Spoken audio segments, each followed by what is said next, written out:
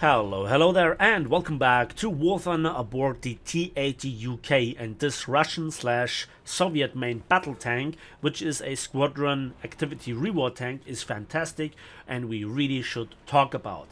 One reason is that in a couple of weeks we actually have the Gaijin 10 years anniversary sales, and you will not get a discount on this one because it's a squadron activity reward tank.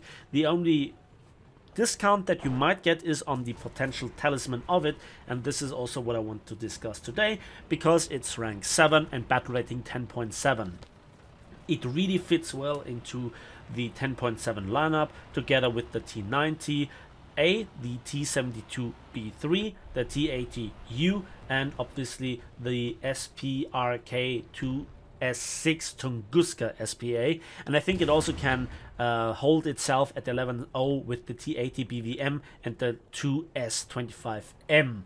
So it's a really good addition to the Soviet top lineup, and I think that this is a good candidate for a talisman in theory. In practice, probably not, because even when you put a talisman on it, you get a RP penalty for researching rank 1 to rank 5 with it. Only rank 6 and 7 can be effectively researched. But as you can see, the turret is tough as all boots. If you go hull down and wiggle your turret like this, it's an absolute nightmare. To find those locations, that's a little bit of a problem.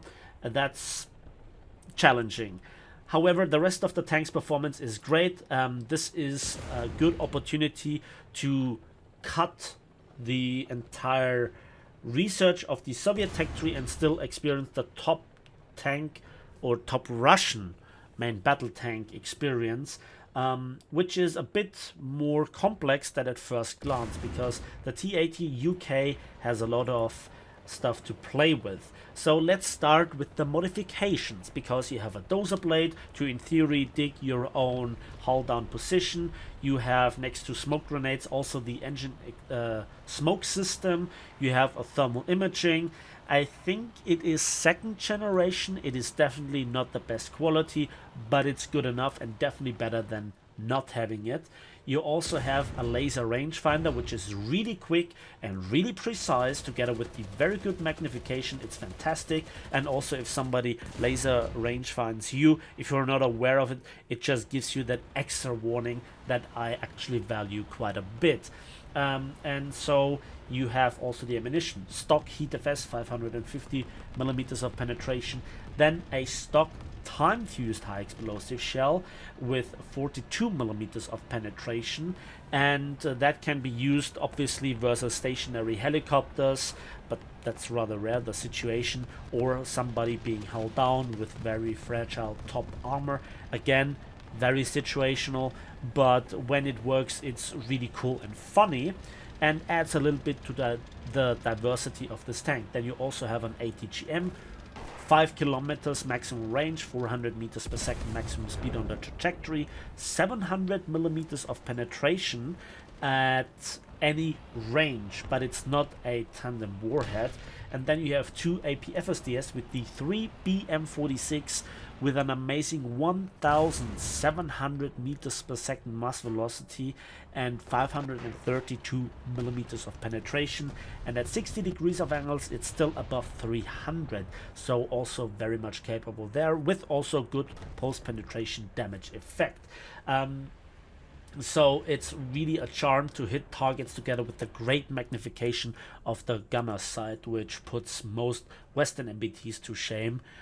However, again, sadly not that useful in city fights. So a lot of tools, but it's not just done with this, because you also have the armor of the tank. While it shares the usual weak spots of the side of the hull, the lower glacis, the turret ring, gun breech and driver's hatch area, like any other Western MBT, the upper frontal glacis and especially the turrets can be really trolly and tough. It begins with the composite armor being able to stop DM33 from the 120mm smoothbore Rheinmetall L44 and not the DM53, however. and it also will not stop the DM-33 from the L-55 of the 2A6. However, the explosive reactive armor that it has, because it's contact 5, cannot just neglect the purpose of heat rounds and even ATGMs completely, or to at least such a degree that it won't go through the composite armor, but it also will reduce quite significantly the penetration power of AP FSDs, because there are apparently small hollow charges that then cut the penetrator at the moment of penetration into smaller pieces, reducing the penetration power drastically. However, they are a one-trick pony, and then they are gone once they are hit. However, this is on the frontal glacis, on the turret sides, and also on the roof, and also on the side of the hull, but there are also enough gaps for not hitting it. So it's not completely protected in that aspect, but better than usual. Then let's talk about the speed, because that's also unusual. We have great ground pressure dispersion, we have great acceleration, strong brakes, we have 1250 horsepower for 46.0 ton tank, giving us a horsepower to ton ratio of 27 plus, and the top speed of 70 kilometers per hour can actually be achieved quite comfortably even on medium terrain, and the reverse gear, while not spectacular with 11.0 seconds, at least is usable. So we have great mobility, maneuverability as well, because it turns quickly, and the gun handling is then a little bit that lets you a little bit down. As I said, you have the from the crew independent autoloader with 6.5 seconds reload, even if you're down to 2 crew. You can use all the ammunition, up all the 30 rounds, with adding unnecessarily to the activation of the super special Soviet turret emergency injection system, aka your turret flies off because of magazine detonation, and there are no extra shells loaded in the fuel tanks at the front right next to the driver, like in a lot of the other Soviet MBTs. And you have obviously then only 5 degrees per 5 degrees of gun depression, 15 degrees of gun elevation, and also the vertical is not that great, with only 4.4 degrees per second at best gun elevation speed if you're outside of the realms of the stabilizer, which is surprising. And the turret rotation speed with 24 degrees per second is not disastrously bad, but cannot really keep up with the 30 to 40 degrees per second of most Western MBTs. So you are not the very best in any given scenario, but overall you're more diverse, you're more beginner friendly, and you're still very much capable if used correctly.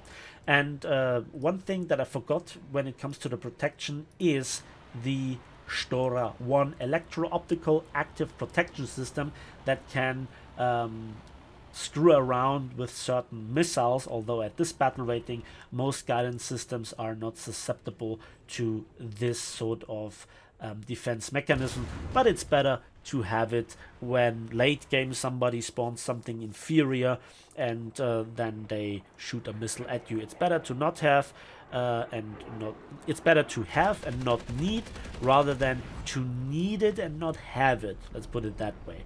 So overall, the tank is very much capable.